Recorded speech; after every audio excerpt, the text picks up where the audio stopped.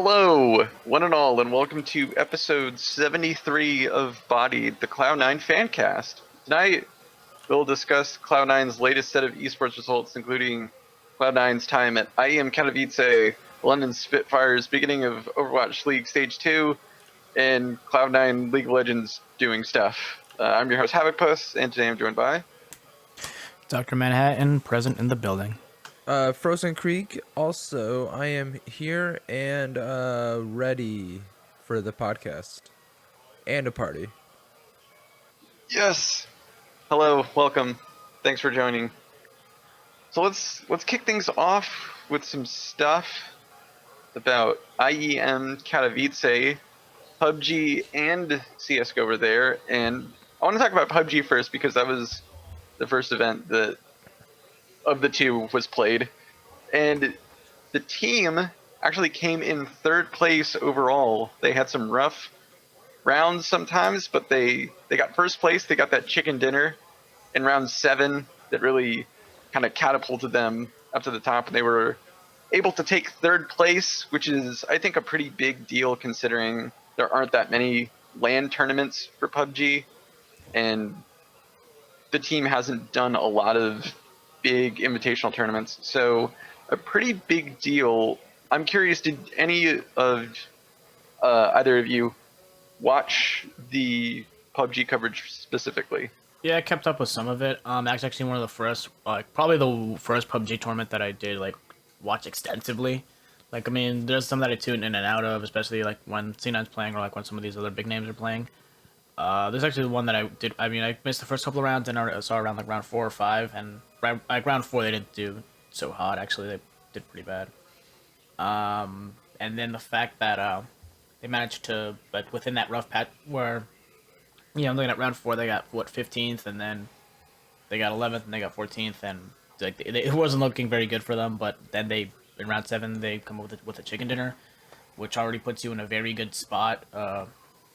As it is, you have guys like Optic who got 2 and managed to make top 3 as well, with FaZe just eked it at the end. There's a lot of guys who, in general, I was very interested by it, but yeah, third for the fact that we weren't really, there's not, as you said before, there wasn't that many lands.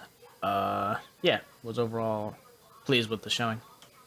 Yeah, I didn't get to see a lot of it, but I think that just from a technical perspective of observing and casting, I think this event was actually really well. And I think that PUBG, as far as an esport goes, I think they're constantly improving how it's observed and kind of being talked about, because they did a really good job of kind of showing off each team. They showed a lot of the map as well as in-game footage at the same time, so you could kind of get a reference for where everyone is and where on the map they are. So I think that was a great improvement, and I think now the map shows sight lines as well as when someone's shooting.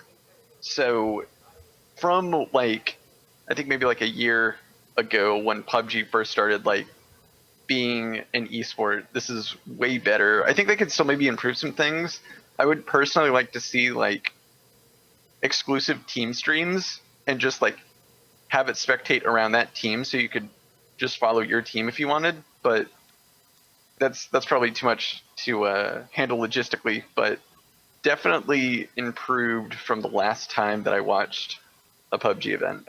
It's definitely a step in the right direction, and that's actually something I did want to give a nod to, at least considering we know the famous meme with ESL quality streams, especially from the League of Legends point of view. This one is actually okay, we actually didn't fuck up this one, so props to you, ESL. Yeah, I'm surprised they didn't have a lot of technical difficulties, given just how many people are in a PUBG match and how many matches, games they had to do consecutively. So they're going in the right direction on that one.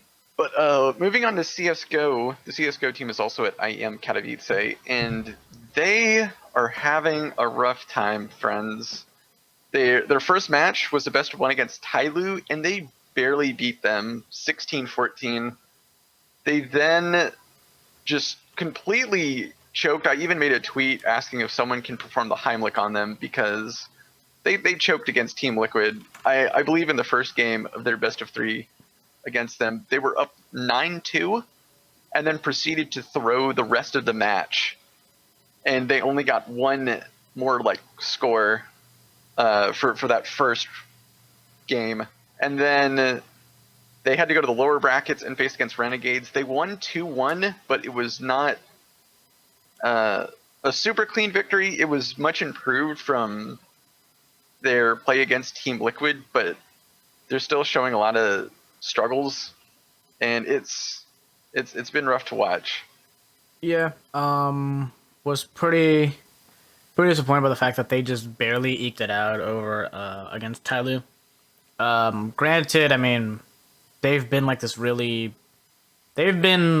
a really interesting wild card, but for the most part, it's like a wild card that, I mean, it's actually calmed down to the point where it's like, we kind of expect them to, while not to get completely raffle stomped by some of these guys. You know, they've taken some matches, but I was expecting us to lose to them at all. Or and you know, I actually was expecting us to do quite well against them. And yeah, the fact that they were just giving up leads, they were just eking it out. Then they go onto Liquid. I actually didn't see the maps that they played on, which actually I gotta take a look at. But, You don't want to see was... the match. It's hard to watch. Oh god. You don't want to watch it. Yeah. Which, I mean, we kept it competitive at Summit against against TL, and the fact that we're just getting completely stomped by them, that's just ugh.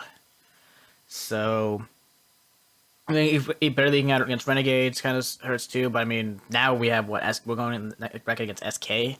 I mean, whatever's going wrong right now, they have to just clean it up now, because as we know, SK is pretty much a no joke. Yeah, it's so weird. Like, I feel like their sort of story until now was like, okay, you signed Hark, you signed Rush, you start to see these improvements. They win a bunch of these small little tournaments. I think they won like IEM Oakland. They won, you know, the iBuyPower Cyber Series or whatever. They're winning these small little tournaments, and then they win the major, and it looks like they've been improving that whole time. And in the major, you see this performance where everyone is just playing like this well-oiled machine. They're playing as a unit. They're playing strategically. And then you get to now where they've fallen off and they've just regressed back to the form they were a little bit, I think, after they signed Rush and Tarek. And I'm not sure what happened. I mean, I know that you can't replicate a major performance every single time, but to go that far from how you played to what we saw against like Team Liquid, I'm not sure what happened. I'm not sure what they can really do to fix it. Yeah, I'm just hoping that they clean it up against SK tomorrow. I am not optimistic. Nor am I, to be fairly honest, but I mean, you know, hey. Maybe they'll wake up. They did look better against Renegades. Who knows? But if they lose, I wouldn't be too surprised. But it's whatever. But if no one else has any thoughts on IEM Katowice, we can move on to Overwatch.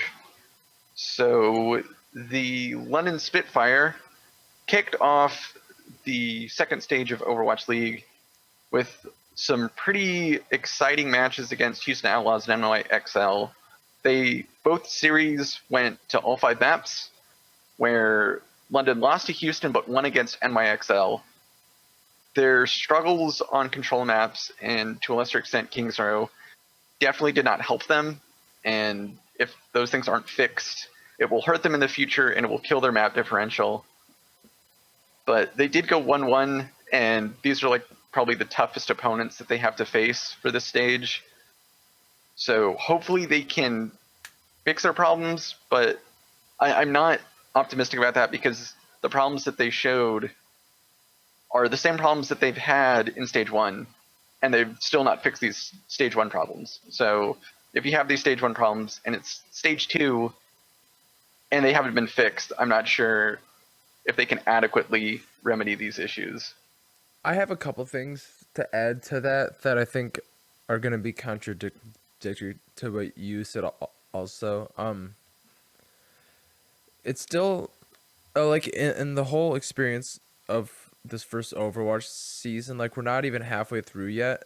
So like I think that there's plenty of time that this team can use to get better, and I don't know what their focus is at the moment, but they might be focusing on other things besides control points, perhaps they kind of view that as like a lot of coaches do in League of Legends view the early game as something that's like less important. I would have a hard time believing that, but I think that we have shown progress on Control Point. Oh, we might not be winning, but I think a lot of what happened against Houston, especially on and the tiebreaker map, the map 5, yeah, Ilios. I think that we were a couple stupid mistakes from winning uh I think that both maps that we lost, the first two maps that we lost, we had a real chance of winning those if we didn't forget a step on the point. I think that happened both times. Like we had a chance to challenge the point a little bit on the first Ilios map, and we kind of just didn't get onto the point in time. And then the same thing happened in the second map. And I think stuff like that is much more solvable than what we saw in the first stage. So I think that there's plenty of time to fix it, and I think that it's something that they are going to work on.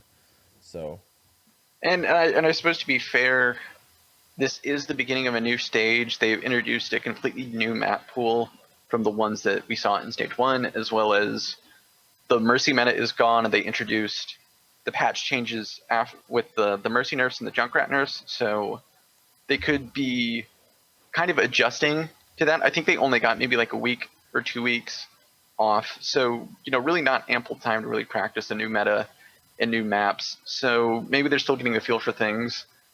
Who knows? But you can catch their matches this week. I think it's Thursday and Saturday. Go and check the Overwatch League website. It'll have times in your time zone. Also, make sure to check out the dogfight, where myself and Jordan will be diving in more in depth on these topics.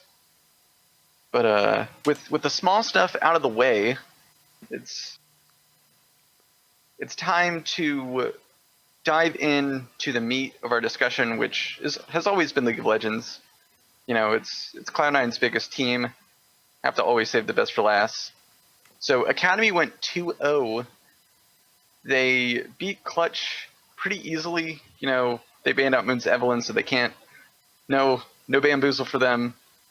And they actually had a pretty exciting turnaround against 100 Academy. They had like this super late game scaling comp and just kind of waited until that point. It's kind of like that Sylvester Stallone movie, Over the Top, where he like turns his hat backwards and then he's like arm wrestling, and then it's like you think he's gonna lose, and then he just turns it on and then he wins. So it was kind of like that basically. But what were your thoughts on the Academy games, if any of y'all have seen that? I think I watched part of the second game. Oh, was that a Jinx comp? Yes. Second game was like Jinx, Azir, Sejuani, Gnar, and Tahm Kench. Okay. Yeah, I did see a little bit of that. I don't have any vast conclusions to draw. All the Academy matches have kind of been blurring together for me for some reason. Yeah, that's happened to me as well. I think it's just because that the Academy system is weird, because the first day, which I believe is Thursday, the Thursday matches aren't streamed.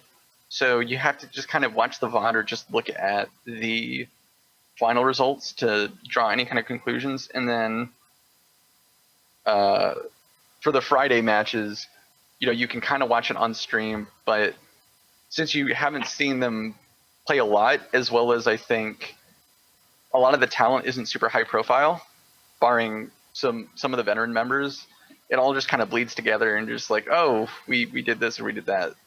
So I think it's a bunch of different factors that kind of makes Academy not as super hyped. Oh, so I forgot that I watched the first match and not the second match. So in this match, we went through the interesting route of picking brand support, and it ended up working super well.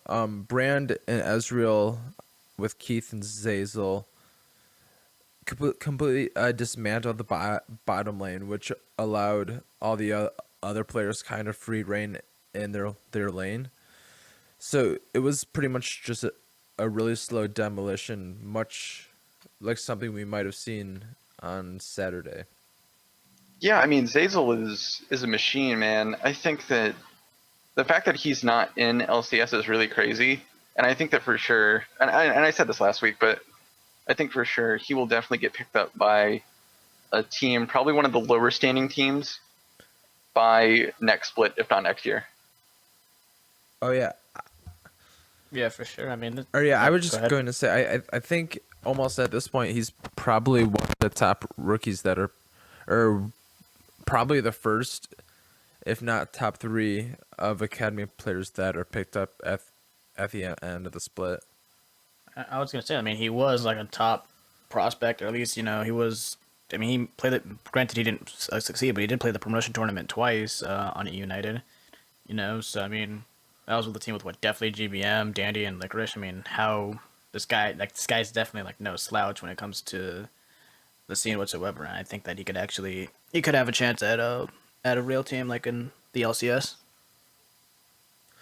Yeah, Yeah, and I think I Oh, was I'm just sorry. going to throw out kind of a discussion one.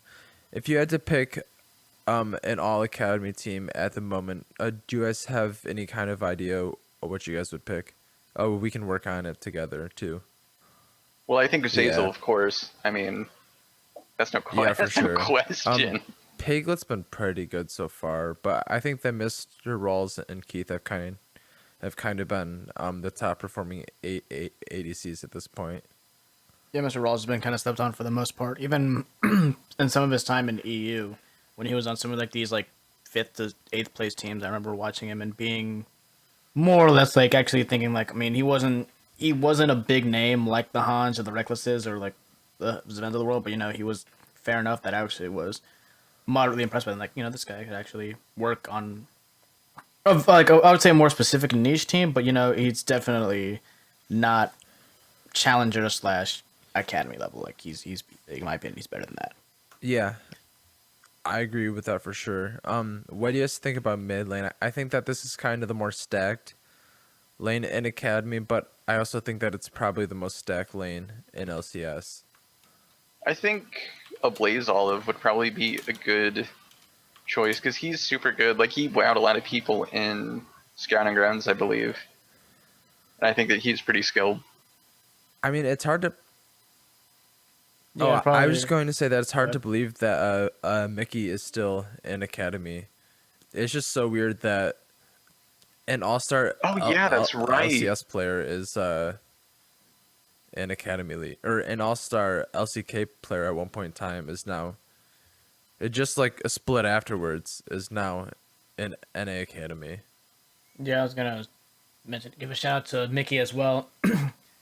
Yeah, I mean, even on his time on Liquid, he wasn't bad, and back when he was in LCK, he was actually really, really impressive when he was in his short time with the Freaks. When that roster that I talk about all the time with Lyra and Mickey, it was him and Ixu. This is like what 2016, 2015. Yeah, really hard to believe that this guy was like a borderline MVP, like not even 2-3 years ago, and he's in academy. But yeah, he's been killing it. But from like the new guys, I actually would say Blaze Olive is definitely up there.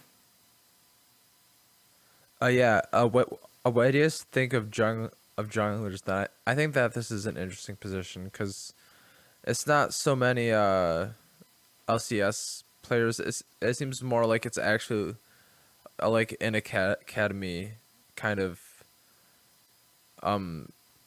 position because there's a lot of new players on here. Like obviously Moon wouldn't count. Acadian played a couple games. Shrimp's not new, but there's what Grig. I think his name is Levi. Yeah. Greg played a couple games for Echo Fox. Oh yeah. Do we want to count Margod as well? Yeah, there's also you also have Omar. You also have Levi, who was pretty much who I, from what I've seen on 100 Thieves, has been like smurfing the Academy League right now. Yeah. This kid's insane. I think currently my performer is Anda though. I'm not sure if he's the most likely to get picked up, but I think he's been performing pretty well overall. And then top laners, this is also a kind of an interesting thing. I don't know if anyone has actually played an LCS match at this point, and if they have, they're only like 1 or 2 games in. We gotta go with our boy Shiro. Yeah, the only person to my knowledge that has ever even seen the lights of an LCS stage, I think Brandini played once for Looper. Oh yeah. On Echofox. Okay. But other than that, they're all rookies. Like I mean, unless you want to count Dokla, who just played this weekend, in place of Zig on Optic. But yeah, they're all rookies. Viper, Jenkins, Alarim. But yeah, I would say definitely give it to our boy Shiro. I can agree with that. All right, I think that's all I have for it. All right, well, let's move on to the LCS matches, and I want to start off talking about the 100 Thieves loss. And I think I can speak for all of us when I say, what happened? I mean, that was some of the worst League of Legends I think I've seen Cloud9 play, at least this season. And they look really off, and I'm not sure what happened. Yeah, I really just, it was really an interesting game considering if we look back at like what we were talking about like earlier, it was just like I had almost like no. I mean, they were coming off their loss on Golden Guardians. Sure, they may have taken a game off of like TSM, and to my knowledge, I think they did take a game off Liquid early in the season. But ever since then, have just not been on form. The only thing I would just say in terms of like dissection of the thing, I'm gonna go back and look at the picks and the orders. I was just not a fan of how much priority they didn't put on like the Tristana because they actually went through the second ban phase. And on top of that, like Skarner right now is pretty much like the jungler to play right now. They just let it slide.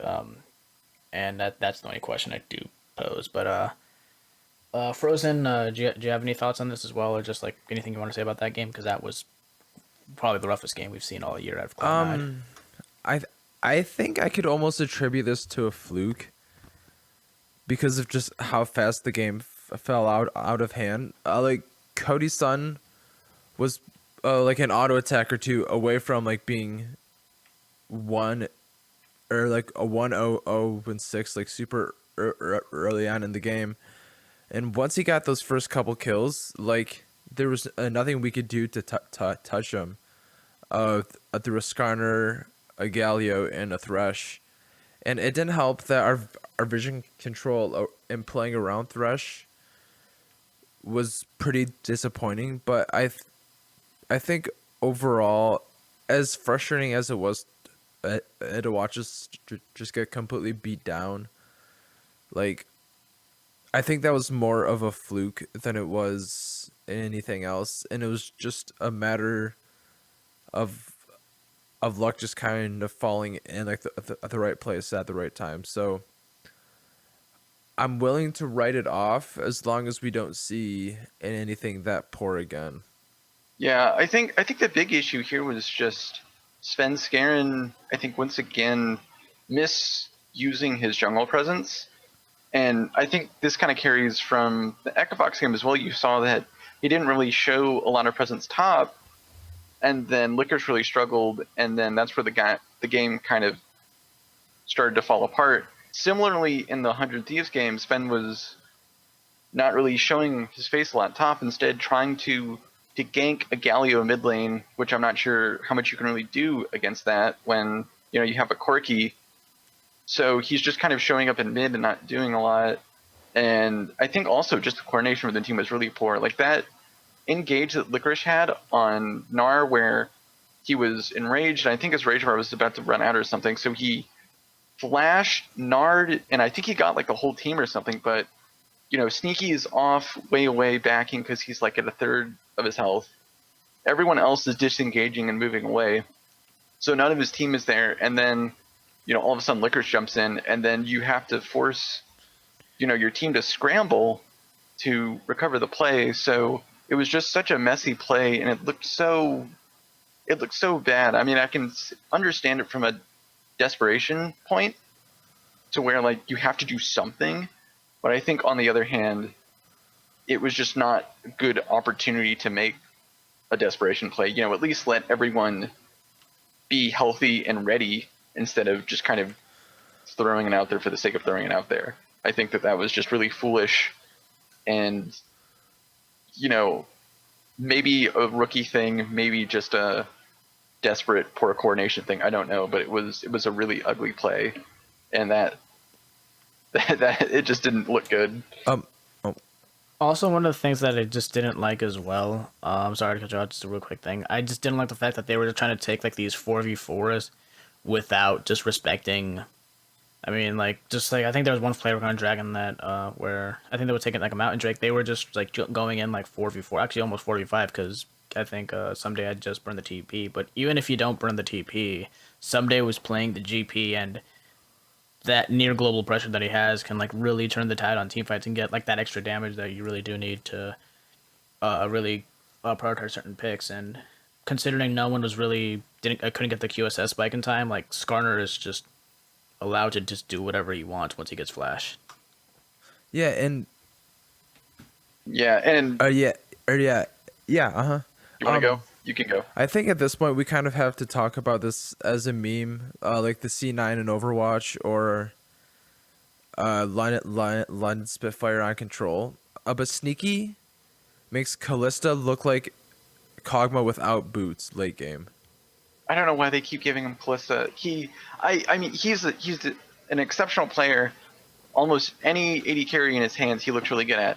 But when he picks Callista, I think the team really struggles, because I think you have to hit item spikes at a certain point as well as coordinate around the Callista. And I think the team just really struggles with coordinating around how the Callista works. So with that and the fact that I think he tries to play it differently or something, I don't know, but like the team just really struggles on Callista, and he just himself doesn't look good on Callista. So I'm just not sure why they keep giving it to him, especially after like last year when he had like a mostly 0% win rate on her, and we lost so many games because of it. I mean, I don't know how the team just can't play around it. Like, it's like comical how bad we look with Callista. I think we won one game last split on her, but I think that was it of like 5 or 6 tries. Yeah, I think it was literally like 1 out of however many. But I think the good news is, though, we came back against Clutch Gaming. I think they were actually the more tougher perceived opponent, actually. 100 Thieves has been fairly inconsistent throughout the split so far, I think. But with Clutch Gaming, they were looking really hot. You know, Febivin was looking good. You know, everyone else on Clutch Gaming was looking pretty solid. And they bounced back in a big way.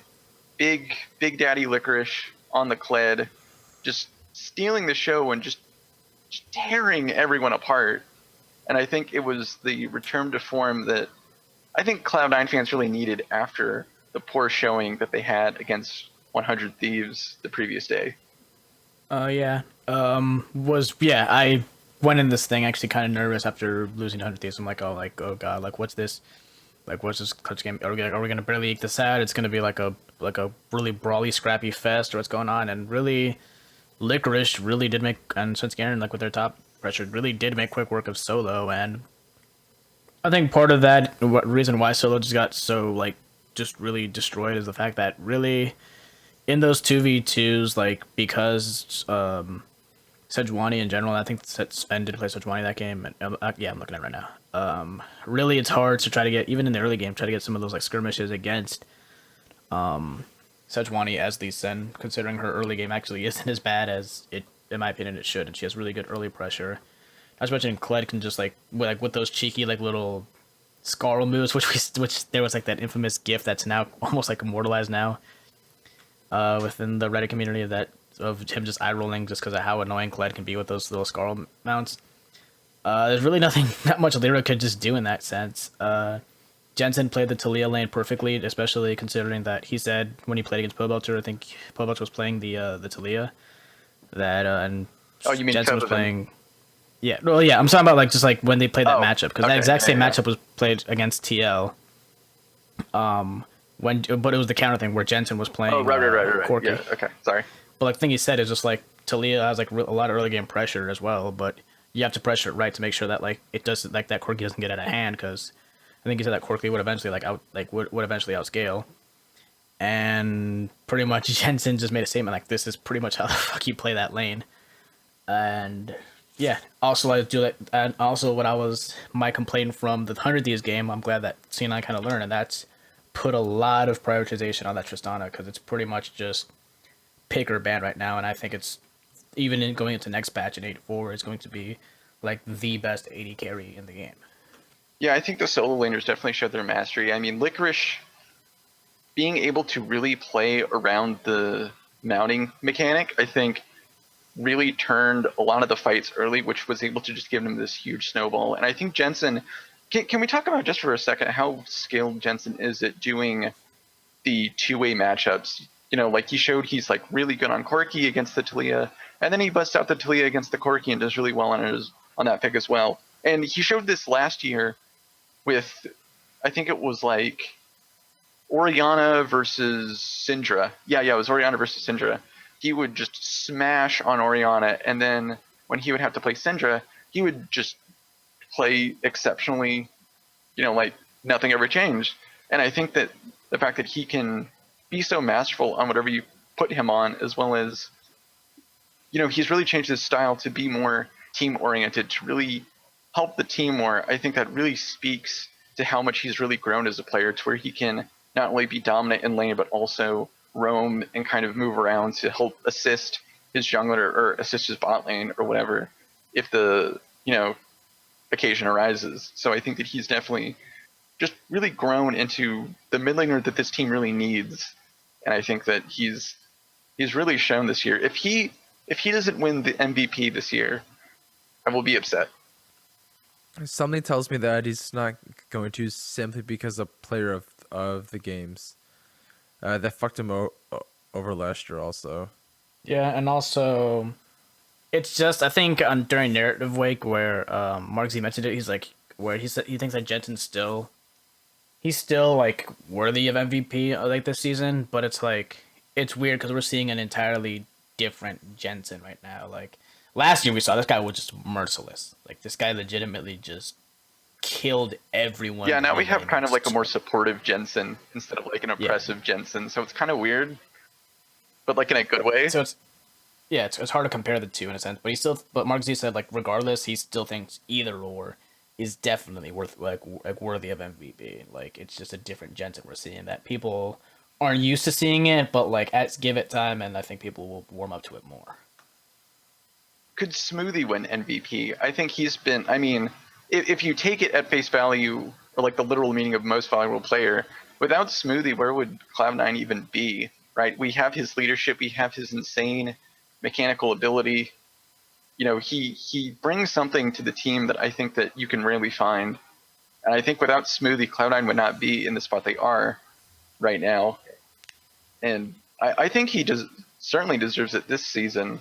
I'm not sure why he wouldn't get it, but since he has a support and there's a lot of intangibles that you can't really see in a game, I could understand why not giving it to him. But I mean, the fact that he does so much for the team, I think, warrants at least a solid running for it.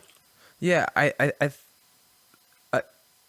think if sorry, go ahead, dude. a support is gonna win it, win the MVP ever, I think now might be the best chance. It's kind of like a defensive player winning the Heisman in college football, because it doesn't happen. And even when I think it was Ndamukong Suh, or it was the guy from South Carolina, was like unarguably the best player in the country and still didn't win it. I feel like that's how it is with supports also, and I do think Smoothie has a shot, and I think people would be willing to give him the opportunity if Huni and Dardoch weren't playing so well also. I think you could definitely make an argument that Smoothie is the MVP though. Oh, most definitely. Yeah, true. But do you guys have any more talk about that glitch gaming match, or should we move on to the Um, next thing? yeah, let's move on. I I think we won't can be wrap it up. negative. Oh, go ahead. All right. So with this weekend's coming matches, we actually have a controversial patch coming out, patch 8.4, which has a lot of insane changes. And I mean, this is a huge patch, and they're just releasing it in the middle of a competitive split. I think something that Riot has said in the past that they would never try to do again because of just how much it messes things up. But here we are. It has a lot of things, a lot of nerfs to like meta champions like Gangplank and Gnar and Callista. Zoe got super nerfed. Press the attack got nerfed. Tracker's knife got removed. There's been like these changes to Baron and Elder Dragon buffs for like later game stuff, and above all that, you just completely overhaul the AP item, stuff. Why would you introduce this in the middle of a competitive season? I don't understand why you would make all of these changes at once and just drop them. It just seems Yes, not so smart. just a little background on it. Riot, the plan is to release a quote-unquote big patch on every even patch, so 8.2, 8.4, 8.6, and have like tuning patches on the odd ones, so 8.3, 8.5. So for some reason, in the middle of the split, they decided to drop basically a season patch. It's absolutely insane how lengthy this is and how it changes the meta so much. The big AP item changes where they basically tuned all the AP mage items into like being a specific or being for a specific thing. So like Umbrella and Omicons is like strictly grievous wounds, and they split the old Umbrella and Omicon like CDR and mana into 3 different items. It's Hextech GLP, which still has the missiles thingies, Archangel Staff, which now has CDR on it, along with Tier, which makes shit like Rise stronger than he already was. And then there's also Ludens, which builds out of the Lost Chapter. So now Ludens has CDR on it. So it really did change up a lot of things. And the craziest thing to me about all this is, one, the fact that they did this mid-split, and two, based on what I heard on the Dive, Riot's kind of official podcast for esports, the playoff patch is 8.6, aka another big change patch, which is absolutely fucking insane to me that they think that they can flip up the game again in 3 weeks and play playoffs on a messed up patch. So that's the most crazy thing out of this to me. Yeah, I'm kind of just hoping that like that 8.6 isn't really as big as they claim it to be, because again, I mean, the amount of just stuff that was decided, or at least in favor of certain teams, but on these big patches, I mean, we can go back, like, historically speaking, pre-summer 2016 playoffs is when they released that patch that essentially just killed all lane swaps. That's when they got the first turret blood, and that essentially just enforced standard lanes and just killed the idea of the lane swap, which is why we saw, I think, the most famous example of this is in Europe. There was that team Giants with Knight, like they were really good at this, and they really never played standard lanes. Second they played standard lanes, it was like, well, we don't know how to play standard lanes, so that kind of sucks. We saw this in the Season 5 World Championship, where the Juggernaut patch was just supremely oppressive, where Gangplank and Mordekaiser were just permabanned. And then, you still had the Fiora update, you still had stuff like Darius being very, very impactful in the game, Skarner to a lesser extent. So if what they're saying is true, I'm just hoping that it's just not as big as it is. Luckily for this patch, I would say it's about what we get, like 2 weeks to like kind of go over this, and plus like 3 weeks before playoffs. Really wouldn't be the wise thing, and In terms of the overall changes of the patch, it's massive. For starters, like Callista is pretty much out. Zoe got gutted. Some of the patch or one change that not too many people are talking about, and I'm actually very intrigued by it. This is actually even kind of more or less confirmed by LS, and actually been noticing some top lane trends. Is what's that item? Leandries got a very interesting buff that could actually see some play for a lot of like these sustain mages and like the mid lane, so stuff like Vlad. Some people are even speculating that Rumble could see some play with with this, considering the Haunting Guy spike is really big for him. So and Rise they predict it's just gonna be permaban. I'm not a big fan of these changes. I think that the biggest changes we do need to talk about are objectives, because that's gonna either seal games much quicker than what they already did, or just gonna allow comeback games when you steal it to be much stronger. Yeah, I'm not sure if I love the late game changes. I didn't hate how the late game was kind of structured in general. I guess it comes down to how you prefer the game to function. Like, I have a hard time thinking that the game should come down to how strong the neutral objectives get, as opposed to how well you actually play these spontaneous scenarios that you can't practice, but it actually comes with going on the fly. But I can see an argument for it, because at some point the game has to be decided, like they do in professional soccer tournaments and stuff. When it comes down to it, it just goes to shootout, because the game has to be decided at some point. So you have to like do it at some point. So maybe I think the scaling should be smaller, but I think that it is going to make a big dent onto the game. It's going to be interesting. Yeah, I think at times like this, I kind of lean over to sort of Blizzard's approach to how they're doing Overwatch League, where if there's a patch and changes are made, they wait until the next stage to do it. So everyone is on the same page until that point. Everyone has some time to practice and get structured with the new meta, and then everyone moves on. Everyone at least is somewhat comfortable with the changes to a certain point and has like a strategy around it.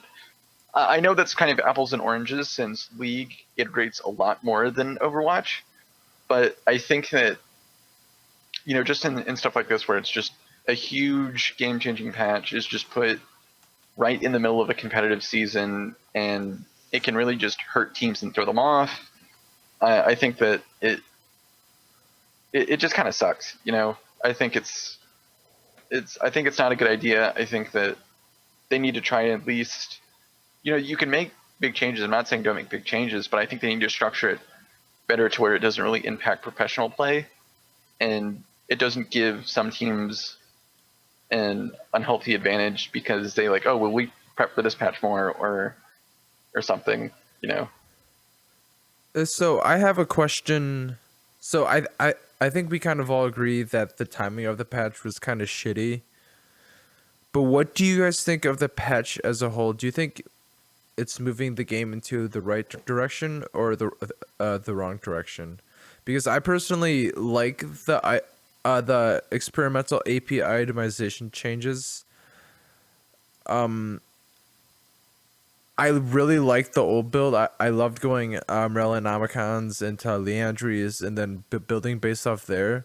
But I can see where they're trying to go with it, and I do think it is a good change for the game, kind of, because it rewards the people who spend time out of game, or the people who spend time out of game thinking about what is going to be the optimal build for optimal situations, as opposed to just what it was, which was just kind of a cookie cutter method of go Morellos. Do you want Ludens or do you want Leandries?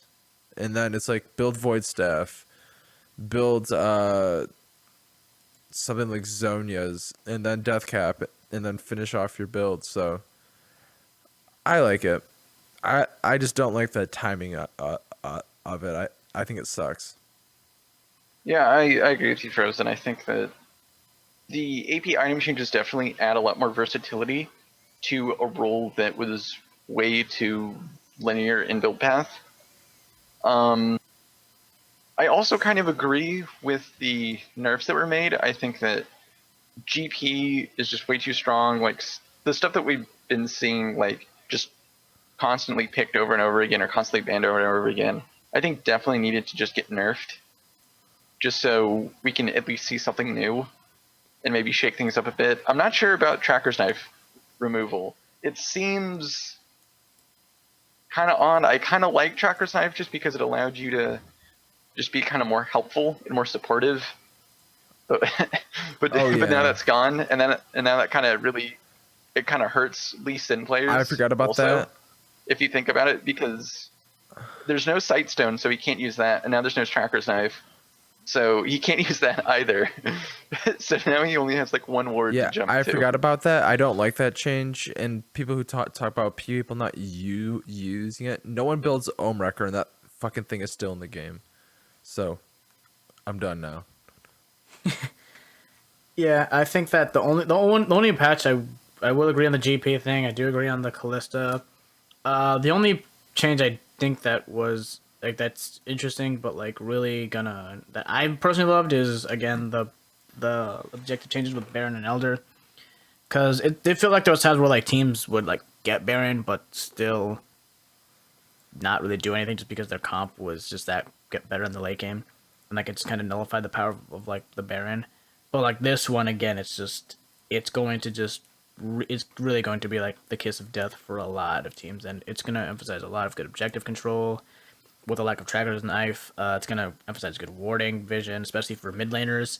I feel like that's where a lot of the vision is going to be controlled from now, is from like the mids and the supports, just due to their placement on the map. And really it's going to just separate good teams and team fights from, and like Baron control from like truly great teams.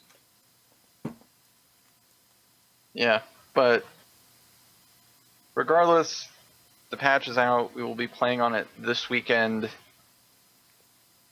For our matches against CLG and Golden Guardians, CLG is March 3rd at 7 p.m. Eastern. Golden Guardians is March 4th at 6 p.m. Eastern. So this should be an easy 2-0 week, guys. I don't think that anyone would argue against that. CLG has been looking pretty bad, and they've been just really struggling to find some semblance of form. Golden Guardians, while they did pick up a couple wins recently, I think it's been to teams that have been very inconsistent. Like they beat Liquid and 100 Thieves, I believe, who have displayed a lot of inconsistencies. Meanwhile, Cloud9, if you omit the loss of against 100 Thieves last week, they've been looking pretty much on form. So I think, against a smart, strong Cloud9, I don't see either of these teams winning unless we just catastrophically drop the ball. Yeah, I definitely think that CLG has just been looking wholly uncharacteristically bad. Just a huge dumpster fire that I have no idea where to. I want to know what happened to Rainover. I mean, just what happened? What happened man? to all of them, really? It's crazy. You have a guy who was a top 3 mid laner last year who's just not, and turns out he's getting beat at his own pocket pick. You have the MVP for the 2016 spring finals now just getting these embarrassing fallies like that blast cone. You have a 3-time NALCS champion just now just looking completely out of form, and it's just what happened to any of these guys? It's ridiculous. Plus they lost their shot caller in Aphromo and are now having to completely re-synergize around this support who is just really struggling to do anything. I mean, I think from what I've seen or at least heard, I think that CLG's only saving grace, it seems to be their bot lane. Stixxay and Biofrost are at least trying their hardest to make CLG not lose, but the problem is that their other 3 roles are really struggling to, really coordinate. So they're just kind of going down with the ship, and I just don't know what happened. I don't know how they could have fallen this far. And I think part of it may just be blamed on the coaching. I think that I saw after their most recent loss, people were saying, just draft is looking bad. And the team just doesn't look like they have like motivation and stuff. Maybe it's like a coaching thing, and maybe they just need to get a new coach. Who knows? But I think I will definitely probably see some heads rolling going into summer split. Yeah, no question. And I think the tougher match might be Golden Guardians this weekend. They've showed a lot of promise recently. They're performing a lot better on the stage. I'm not entirely sure what it's from. I haven't watched all their games, but I do know that they're actually not putting up shit each game. So my anticipation is that is going to be the harder match, and Golden Guardians beat CLG last week. So Yeah, and on top of that, I mean, as per expected from a former Cloud9 jungler, I mean, this, if you watch Golden Guardians, it's pretty much the contracts in Lorlo show. Like, Lorlo's pretty hit or miss, but I mean, when he does, I mean, it seems like he's one of the guys that contributing to a lot of it. High is, again, just kind of like the brains behind it. As a mid laner, and he doesn't like wow anyone necessarily, but I feel like he is giving the team some sort of like direction in the sense of what to do. But that team is pretty much just all contracts. And luckily, we had the advantage of knowing exactly how he plays, having worked with him for a year. And yeah, I think that would unquestionably be the harder matchup right now. And yeah, we got 3 weeks now of LCS. So what we really want to do is just try to whatever gap we have, or whatever gaps that could exist within like us and like not getting a bye week. We need to like widen that as much as possible, because that bye week is, ever since they got rid of the academy or like the challenger scene, that bye week is more valuable than it ever was.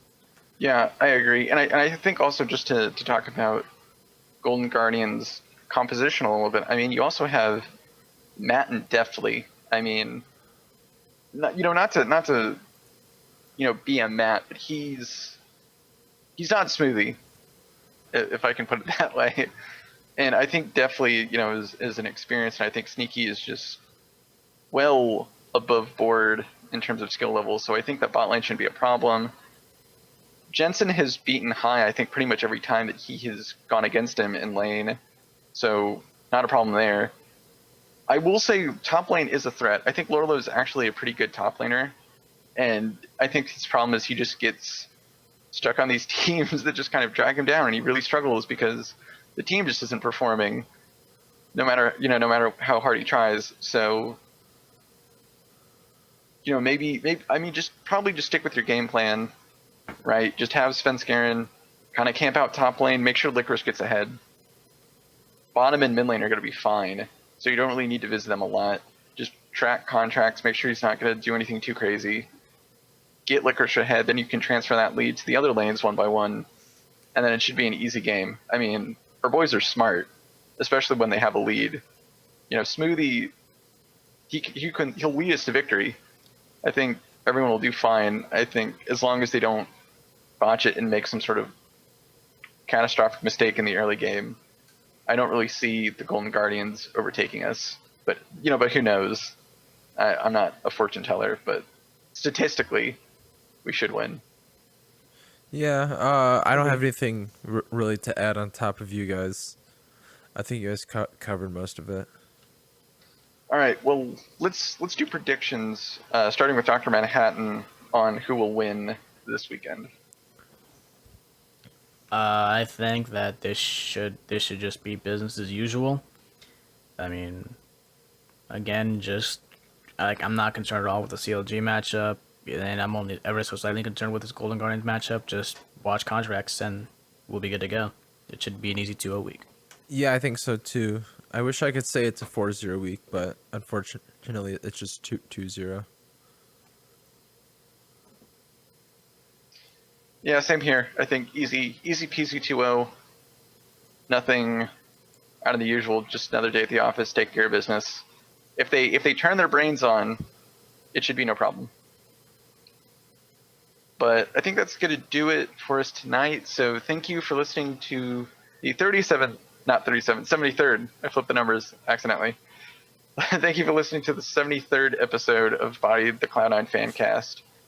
Feel free to tweet questions and feedback to us at C9Bodied or email us at bodiedfancast@gmail.com.